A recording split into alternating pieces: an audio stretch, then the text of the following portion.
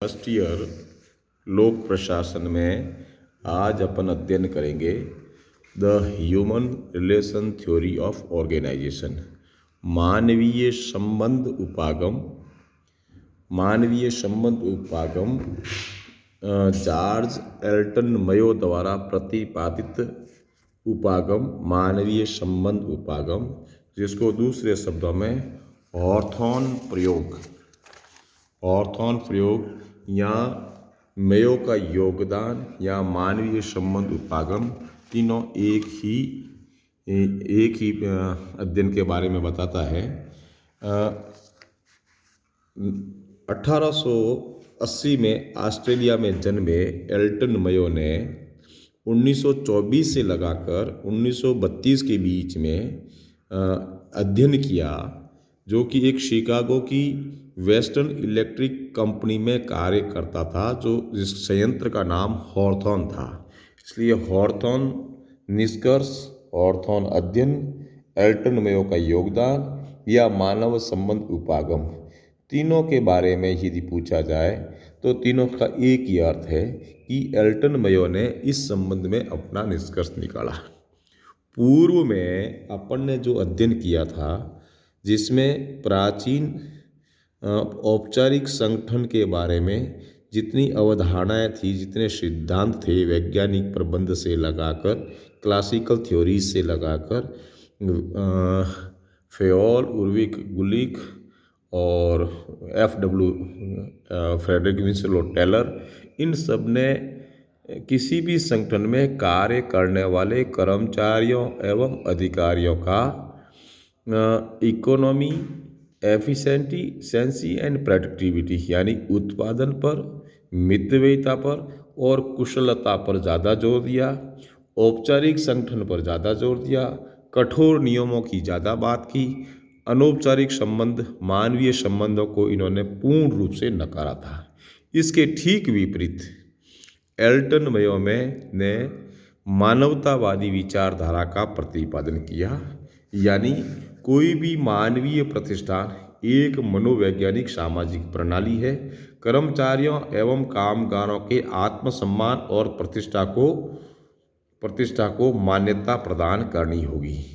प्रतिष्ठान में लगे व्यक्तियों की आवश्यकताएं, भावनाएं, दृष्टिकोण को उचित रूप से समझना, लोगों के अंतर संबंधों और सामूहिक संबंधों यानी आपसी व्यक्तिगत संबंध और समूह के बीच में जो संबंध है, उनको भी कार्य करने वाले कर्मचारियों को समझना होगा। एल्टन मयो ने, जहाँ तक मानवतावादी विचारधारा का प्रतिपादक थे, उन्होंने मनोबल, रुचि तथा प्रेरणा केवल धन से नहीं होकर के, यानी मॉनेटरी टर्म में नहीं होकर के, जैसा कि टेलर ने सिर्फ पैसे से काम करवाने की बात कही, फेयोल ने पैसे से बात करवाने की बात कही, या उसके उल्टा मान्यता, प्रशंसा और गर्मजोशीपूर्ण व्यवहार एवं सहभागिता की भी उन्हें आवश्यकता होती है। यानी व्यक्ति कार्य के लिए प्रेरित सिर्फ धन से नहीं हुआ, वो एक मशीन की तरह केवल मुद्रा से ही प्रभावित नहीं होता, वह अपितु वह मान्यता से, सहभागिता के आधार पर उसके साथ अच्छे व्यवहार की भी आवश्यकता होती है। उससे प्रेरित होकर के व्यक्ति कार्य पे लगता है। यानी भावनात्मक, मनोवैज्ञानिक एवं सामाजिक आवश्यकताओं को मान्यता, सहानुभूति संबंध, विकसित एवं संतोष और उत्साह, हौसला और सुरक्षा की भावना को भी बनाए रखना आवश्यक है। किसी भी संगठन के अंतर्गत आरामदेह परिस्थितियों की व्यवस्था, सहयोगी निरीक्षण यानी पार्टिसिपेटरी सुपरविजन होना चाहिए पद्धति, और अनौपचारिक प्रबंध दृष्टिकोण को अपनाया जाना चाहिए।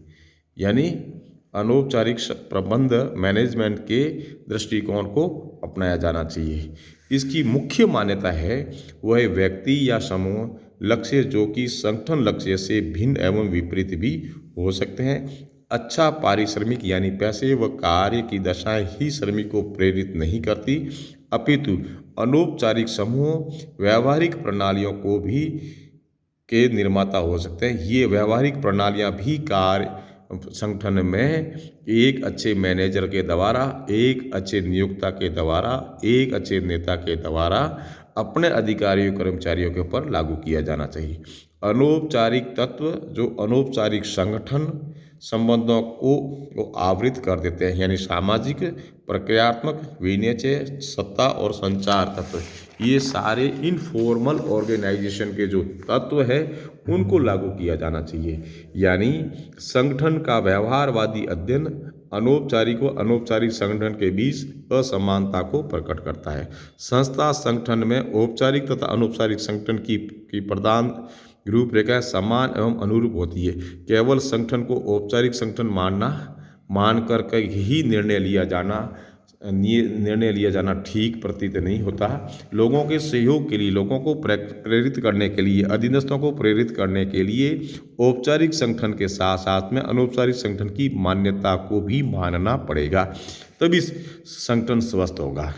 श्रमिकों के व्यवहार को निर्धारित करते हुए कार्य समूह तथा अन्य सामाजिक घटक पर विचार करना होगा। एल्टन मेयो ने मानवतावादी विचारधारा में केवल औपचारिक मॉनेटरी तथ्यों पर आधारित न होकर के सामाजिक घटकों पर भी विचार करने की बात प्रस्तुत की, जिसमें व्यक्तिगत, कार्य समूह, सामाजिक पहलू, सहभागिता, ये निर्णय और योजना में शामिल किया जाना चाहिए। निर्णय लेते समय या प्लानिंग करते समय इन सारे चीज़ों को भी ध्यान में रख करके किया जाना चाहिए। श्रमिकों की कार्य दशाओं से संबंधित यह टेलर का विरोधाभासी मान्यता है, जो कि श्रमिकों को प्रभावी साझेदारी, पार्टिसिपेटरी, सहयोगी, टेलर सिर्फ कार्य करवाने व भोजन व निर्णय केवल टॉप लेवल के बुद्धिजीवियों पर है। इसमें सहभागी और सहयोग की बात इन्होंने की है।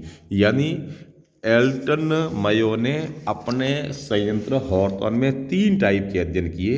एक जांच कक्ष अध्ययन किया, दूसरा इनका साक्षात्कार अध्ययन किया और तीसरा इन्होंने अवलोकन अध्ययन किया।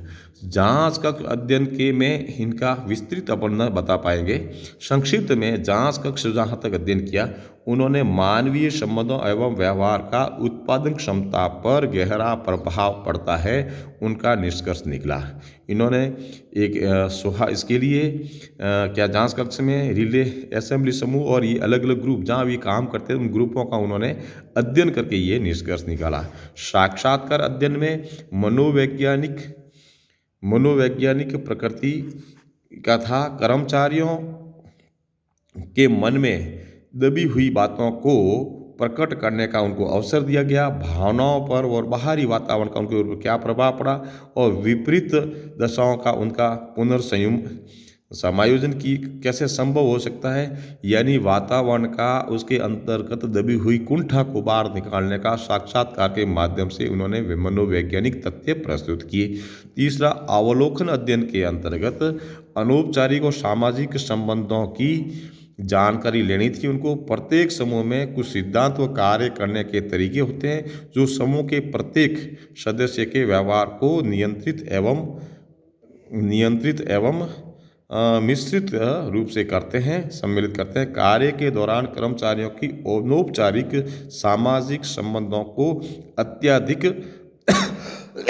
महत्व देता है। इस प्रकार से उन्होंने 3 टाइप के अध्ययन किए। संक्षिप्त में बात करें तो इन्होंने एल्टन मेयो ने मानवीय तत्व पर बल दिया। मनुष्य केवल आर्थिक मनुष्य नहीं होकर के मनुष्य एक सामाजिक मानसिक आवश्यकताएं, सामाजिक सम्मान, प्रशंसा, सहानुभूति, स्वाभिमान, कार्य मान्यता, आत्मविश्वास, ये से भी आदमी प्रेरित होता है। व्यक्ति, कार्य करने वाला, अधिकारी, कर्मचारी, अधीनस्थ जिनसे कार्य करवाया जाता है, संगठन में इन बातों से भी वो प्रभावित होता है। न केवल मॉनेटरी टर्म में उसको बोनस या अधिक तनख्वाह या पारिश्रमिक देने की वजह से, जैसा कि टेलर ने कहा, उसकी मान्यता को इन्होंने नकारा है। अनौपचारिक समूह का महत्व दिया। पुरानी जितनी भी अपने अध्ययन की प्राचीन जो अवधारणाएं थी उसकी औपचारिकता की जगह एल्टन मेयो ने अनौपचारिक समूह को महत्व दिया। तीसरा, उत्पादकता केवल उत्पादन क्षमता केवल भौतिक वातावरण से नहीं होकर के मानवीय और सामाजिक घटना भी बताया। मानवीय और सामाजिक तत्व का भी उत्पादन में महत्व है, जैसे मनोबल, अभिवृद्धि, आपसी संबंध, सामाजिक संतुष्टि और उत्पादकता तथा तकनीकी मामला माना जाता है। सामाजिक व्यक्ति की अवधारणा बताया, यानी केवल आर्थिक विवेकी व्यक्ति ही वो सीमित नहीं करके एक सामाजिक व्यक्ति जो व्यक्तिगत संबंध, पारिवारिक संबंध, समूह के संबंध, सारी संबंधों का मान्यताओं के बारे में बताया। तर्केतर व्यवहार के पर विचार, तार्किक और तर्क उसको असंगत कहा, और उसके बाद में आत्मविश्वास, मनोबल और मान्यता पर इन्होंने विशेष जोर दिया।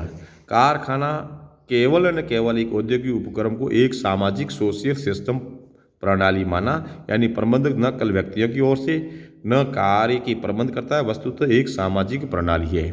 भीड़ परिकल्पना का ये खंडन करता है। कार्य समूह में प्रतिस्पर्धा नहीं, वरना सहयोग और भीड़ परिकल्पना मतलब एक दूसरे के सहयोगात्मक रवैया ही एक स्वस्थ संगठन के लिए उत्पादकता को बढ़ाने के लिए आवश्यक है, जैसा कि एल्टन मयो ने बताया।